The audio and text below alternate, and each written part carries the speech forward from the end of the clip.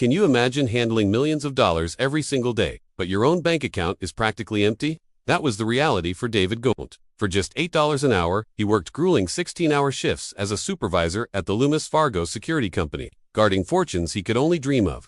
The endless work, the low pay, the crushing weight of just trying to survive. It all started to build up. How long can a person resist temptation when they're pushed to their breaking point? For David, that day finally came. And his decision triggered a massive international manhunt by the FBI. This is the incredible, and frankly bizarre, true story of the 1997 Loomis Fargo bank heist. A crime so outlandish it later inspired the Hollywood movie Masterminds. David Ghantt was a U.S. Army veteran who served in the Gulf War. After returning home, he found himself trapped in a monotonous, thankless job. He felt lonely, hopeless, and desperate for a change. And then, he met Kelly Campbell. She was a co-worker at Loomis Fargo, and her bold, charismatic personality was a breath of fresh air. Even after Kelly quit the company, they stayed in touch. It was through her that David was introduced to a man named Steve Chambers, a small-time crook with ambitions that were anything but small. The moment Steve learned that David had access to the Loomis Fargo cash vaults, a dangerous idea sparked in his mind. A heist. It was a simple, direct path to getting rich overnight.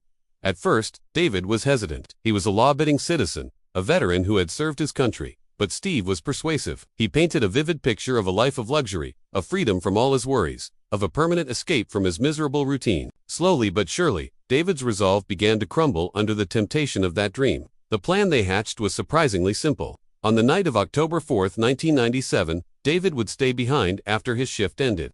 He would disable the security cameras, erase the videotapes, load as much cash as he could into an armored van, and then drive across the border into Mexico, disappearing without a trace. It seemed almost too easy, but blinded by the promise of millions, David overlooked a few critical details. That fateful night, David got to work. He managed to disable 2 of the security cameras inside the vault area, but he completely forgot about a third, lesser-known camera hidden from plain view. For the next 2 hours, completely unaware that his every move was being recorded, David frantically loaded stacks of cash into the back of the armored van. The bundles were mostly $20 bills, which made them incredibly bulky and heavy. By the time the van was full, he had stolen a staggering $17.3 million, making it the second largest cash robbery in U.S. history at the time. In a moment of pure, unadulterated joy, David even did a little dance right there in the vault. And yes, the camera he forgot about captured that too. The next morning, the day shift employees arrived to find the vault locked from the inside, the keys gone, and no sign of David Ghantt. It didn't take long to figure out what had happened. When they reviewed the security tapes, they saw it, all the theft, the loading of the van, and even David's celebratory dance. David Ghantt was officially America's newest and most wanted thief. Just 2 days later, FBI agents discovered the abandoned Loomis Fargo van hidden in a wooded area. Inside, they found about $3 million that David had been unable to carry. But the rest, nearly $14 million, had vanished along with him. While the FBI scrambled to find him, David was living it up in Mexico. He checked into a luxury resort, ready to start his new life. But there was a catch. Steve had only given him $50,000 in cash to get by on, promising to wire the rest later. Meanwhile, back in North Carolina, Steve Chambers and his wife Michelle were doing the opposite of laying low. They went on an epic spending spree. They bought a lavish mansion in an upscale neighborhood, a brand new BMW, and expensive jewelry. Their sudden, extravagant lifestyle immediately raised red flags. Neighbors who knew of Steve's criminal past grew suspicious and made a call to the police. That one tip-off was all it took to blow the case wide open. The FBI quickly placed the Chamberses under surveillance.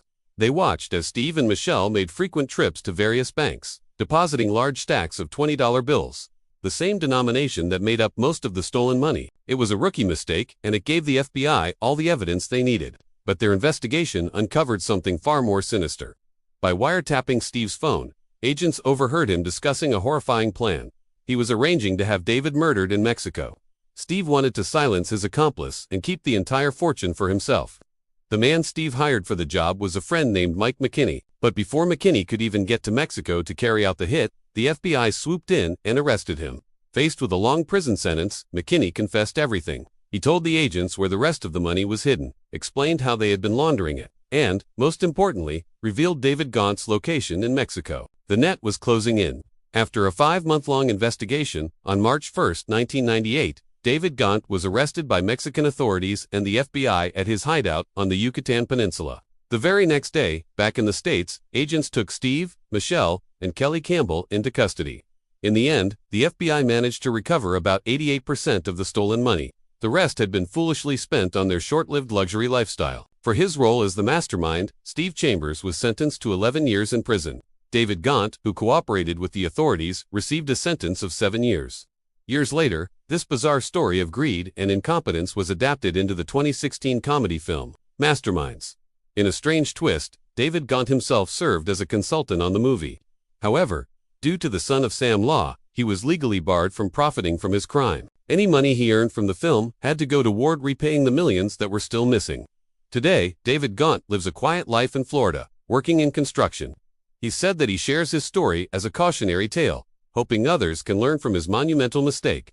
It's a story about an ordinary man who spent his life guarding other people's money, until one day he decided to take it for himself. But as the Loomis Fargo heist proves, greed has a way of unraveling even the simplest of plans, turning a dream of riches into a real-life catastrophe. Thanks for watching. If you found this story as fascinating as we did, make sure to hit that like button and subscribe to our channel for more deep dives into history's most incredible true crimes. We'll see you in the next video.